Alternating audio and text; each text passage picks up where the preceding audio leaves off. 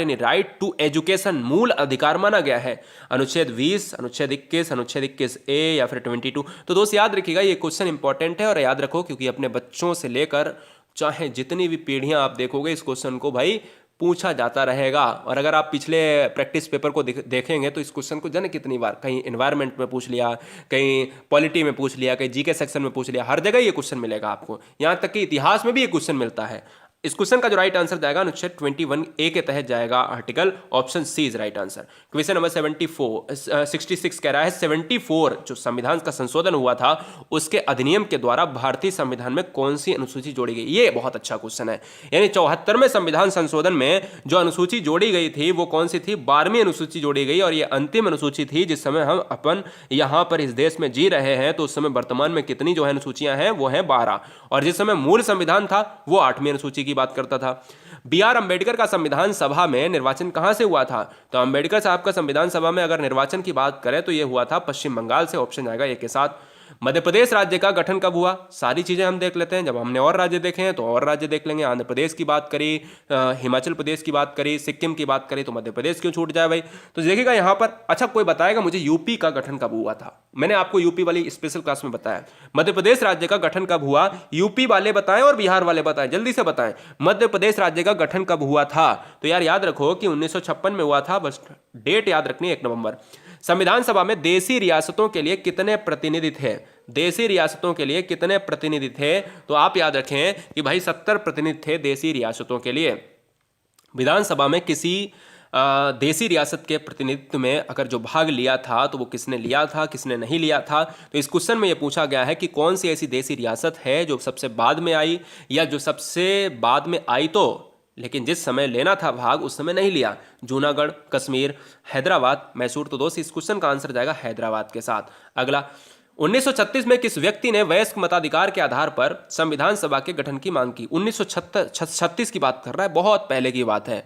और इससे पहले भी गठन की बात हुई। 1928 में अगर हम बात करें, नेहरू रिपोर्ट पेश हुई थी। 1936 में अगर देखा जाए तो वयस्क मताधिकार के आधार पर जो मांग की गई वो यहाँ पर जेएल नेहरू की बात करी गई। जवाहरलाल नेहरू ने सबसे पहले जो है वयस्क मताधिकार, इस पॉइंट को नोट करें, इस पॉइंट को नोट करें। उस समय वयस्क मताधिकार की बात करी जाए तो 21 साल, और बाद में 61वां जो संविधान संशोधन हुआ उसमें 18 कर दी गई। संविधान सभा के गठन की मांग सर्वप्रथम 1895 में ही हो गई थी। देख लीजिएगा, 1928 तो बात छोड़ दो, 1895 में हुई थी। लेकिन उसके अगर हम पहलू में जाएं तो किसने की थी?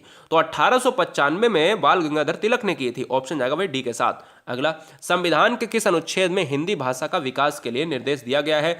तो हमने यार ये तो हिंदी वाले क्लास में भी बताया है कि अनुच्छेद 343 ये कहता है कि भाई, अब वीडियो पॉलिटी की है तो पॉलिटी का क्वेश्चन है।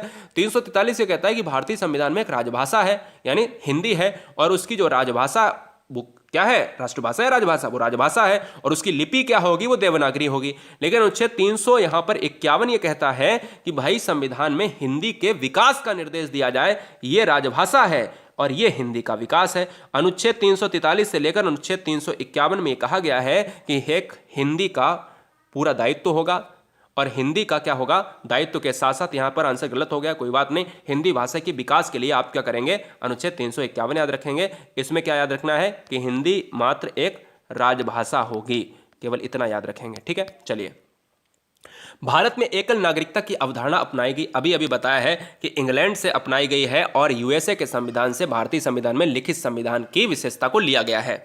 भारतीय संविधान में राष्ट्रपति के चुनाव की प्रणाली किस देश से ली गई है? तो राष्ट्रपति यानी प्रेसिडेंट का जो चुनाव होता है वो अनुच्छेद 60 के तहत, अभी मैंने आपको बताया कि शपथ लेता है। 52 के तहत एक राष्ट्रपति होगा भारतीय देश में, और ये ली गई है, ये लिया गया है आयरलैंड की प्रणाली की बात करी गई। आयरलैंड बहुत इंपॉर्टेंट है। देखिए, चुनाव की पद्धति है, राष्ट्रपति का पद नहीं बोला गया है, इसमें यह बोला गया राष्ट्रपति के चुनाव की प्रणाली। हम अगर ये कहते हैं राष्ट्रपति के पद को कहां से लिया गया, तो मैं यहां पर अमेरिका मार देता हूं। ऑप्शन जाएगा सी के साथ। क्वेश्चन नंबर 76, भारतीय संविधान में समवर्ती सूची किसके संविधान से लिया गया है? तो समवर्ती सूची लिया गया है ऑस्ट्रेलिया के संविधान से, जो ऑस्ट्रेलिया के संविधान ऑप्शन नंबर डी में है, डी को लॉक किया जाएगा। भारतीय संविधान में संशोधन का प्रस्ताव किस देश से लिया गया है? तो संशोधन का प्रस्ताव लिया गया है अफ्रीका से लिया गया है। यह क्वेश्चन अभी रिपीट हो गया है, माफी चाहेंगे, चलिए कोई बात नहीं है। अनुच्छेद 370 किसे विशेष दर्जा प्रदान करता था? याद रखिएगा, अब नहीं है। तो अनुच्छेद 370 ये कहता था कि जम्मू कश्मीर को एक विशेष दर्जा दिया जाएगा, जो अभी हटा दिया गया है। लद्दाख और जम्मू कश्मीर को अलग अलग बना दिया गया है। ठीक है, मंत्रिमंडल शब्द का उल्लेख किस अनुच्छेद में किया गया? अब देखिएगा, जो अनुच्छेद राष्ट्रीय आपात की बात करता है वही इसका आंसर जाएगा। जो अनुच्छेद राष्ट्रीय आपात है वही दोस्त इस क्वेश्चन का आंसर जाएगा। राष्ट्रीय आपात 352 में है, राष्ट्रपति शासन 356 में है, राष्ट्रपति जो है आपका वित्तीय आपात है 360 में। तो आंसर जाएगा ऑप्शन नंबर बी के साथ। अब यह क्वेश्चन इंपॉर्टेंट है, थोड़ा सा कठिन है। शोषण के विरुद्ध अधिकार, ध्यान दीजिएगा, शोषण के विरुद्ध अधिकार किस अनुच्छेद के अंतर्गत आता है? शोषण के विरुद्ध अधिकार किस अनुच्छेद के अंतर्गत आता है? तो अनुच्छेद 23 से 24 के बीच के अंतर्गत जो हमारा मिड पॉइंट आता है वो कहता है शोषण के विरुद्ध अधिकार होगा। बच्चों का अगर शोषण हो रहा है तो भैया हो जाएगा। और 25 से 28 के बीच में जो आता है वो आता है धार्मिक के विरुद्ध, सिंपल सी बात है, यानी धर्म की बात करता है। और 18 की बात करें तो आप बताओ 18 में क्या आता है? भारत का राष्ट्रपति किस अनुच्छेद के अंतर्गत आता है? यानी भारत का ऐसा कौन सा संविधान आर्टिकल कहता है कि जिस समय अगर हम अनुच्छेद की बात करें तो प्रेसिडेंट हमारे यहाँ होगा? तो अनुच्छेद 52 के तहत हमारे यहाँ प्रेसिडेंट होगा और अनुच्छेद 60 के तहत उसकी शपथ होगी। अगला, महाभियोग की प्रक्रिया का उल्लेख किस आर्टिकल में है? ये जितने भी हमने आर्टिकल इसमें लिए हैं ना वो बहुत इंपॉर्टेंट है, इससे ज्यादा कुछ नहीं पूछा जाएगा। मतलब हमने अगर देखा जाए तो 8-10 ही लिए होंगे, 101 क्वेश्चन है ये वीडियो में, तो 8 से 10 हमने लिए होंगे जो इंपॉर्टेंट है, इससे बाहर नहीं आएगा। महाभियोग की प्रक्रिया का उल्लेख किस अनुच्छेद में है? तो 61 अगर बात करें तो ये महाभियोग की प्रक्रिया क्या होती है? ये किसी भी पद को हटाने के लिए, जैसे राष्ट्रपति की बात करें या सर्वोच्च न्यायालय के मुख्य न्यायाधीश की बात करें, तो महाभियोग की पद्धति से हटाया जाएगा। भारतीय संविधान के किस संशोधन अधिनियम द्वारा, यानी किस संशोधन या अधिनियम के द्वारा पंचायती राज व्यवस्था, very very most important VIMP question, VIMP question है, इंपॉर्टेंट है, स्टार लगा लो। अनुच्छेद की बात करें, संशोधन की बात करें तो हम यहां पर अनुच्छेद अभी बता चुके हैं। संशोधन भारतीय पंचायती राज व्यवस्था का 73वां संविधान संशोधन है, यानी ऑप्शन जाएगा किसके साथ? सी के साथ लॉक हो जाएगा। संविधान की प्रारूप समिति में कुल अध्यक्ष समेत कितने सदस्य थे? ध्यान दीजिएगा, समेत, अध्यक्ष समेत की बात कर रहा है।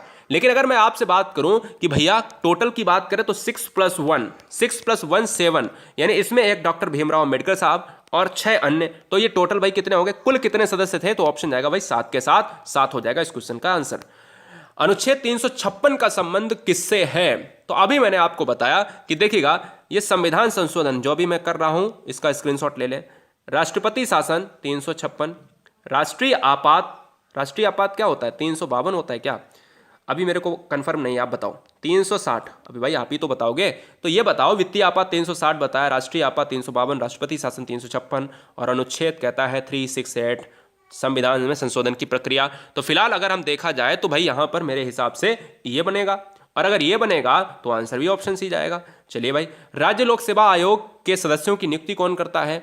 जरा बताइएगा। राज्यपाल करता है, राष्ट्रपति करता है, प्रधानमंत्री करता है, मुख्यमंत्री करता है, क्या होगा आंसर? तो इस क्वेश्चन का जो आंसर जाएगा वो वही राज्यपाल जाएगा, क्योंकि आप क्वेश्चन में अगर राष्ट्रपति लगा रहे हो तो आपने नहीं पढ़ा है ध्यान से, राज्य लिखा है। अगला, वित्त आयोग की नियुक्ति कौन करेगा? वित्त आयोग से 2 क्वेश्चन बनेंगे। एक तो बनेगा कि वित्त आयोग की नियुक्ति कौन करेगा, तो राष्ट्रपति करेगा। एक बनेगा कि अनुच्छेद क्या है? 280 है, ये भी आपको याद रखना है। अगला, पिट्स इंडिया एक्ट कब अस्तित्व में आया?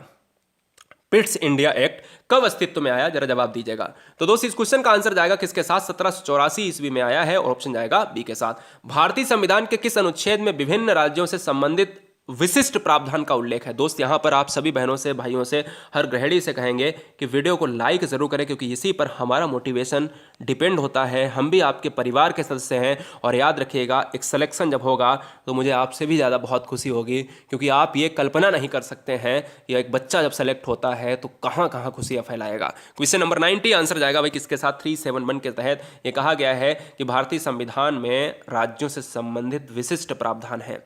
भारत के संविधान के अनुच्छेद 371 जी में दिए गए विशिष्ट उपबंध किस राज्य से संबंधित हैं? तो ये दोस्त मिजोरम से संबंधित हैं। याद रखिएगा, मिजोरम पार्ट जो पड़ता है ये यहाँ पर शामिल है। कहाँ पर? यहाँ पर शामिल है पूर्वी इलाके में। क्या पूर्वी इलाके में शामिल है, जो म्यांमार वाले पार्ट की बात करता है। अगला क्वेश्चन, किसी राज्य के नाम से परिवर्तन करने का, यानी किसी राज्य का अगर नाम परिवर्तित करना है, जैसे यूपी का नाम परिवर्तित करना है या यूपी का आधा हिस्सा करना है, या फिर अगर हम बिहार की बात करें उसमें कुछ जोड़ना है, उसमें कुछ घटाना है या नाम बदलना है, तो भाई किसको प्राप्त है? तो ये जो है आपका प्राप्त है, संसद को अधिकार प्राप्त है। संविधान के अंतर्गत भारतीय लोकतंत्र के आदर्शों को हम कहां पर देख सकते हैं? भारतीय लोकतंत्र के आदर्श कहां पर मिलेंगे देखने को? ये मिलेंगे प्रस्तावना में, क्योंकि भारतीय लोकतंत्र की प्रस्तावना ही कहती है हम भारत के लोग भारत को संपूर्ण प्रभुत्व संपन्न समाजवादी धर्मनिरपेक्ष पंथनिरपेक्ष डॉट डॉट डॉट यानी क्या क्या बात करते हैं। तो हम ये प्रस्तावना की बात करेंगे ऑप्शन नंबर बी के साथ, प्रियम्बल, जो हमारे भारतीय संविधान की आत्मा है।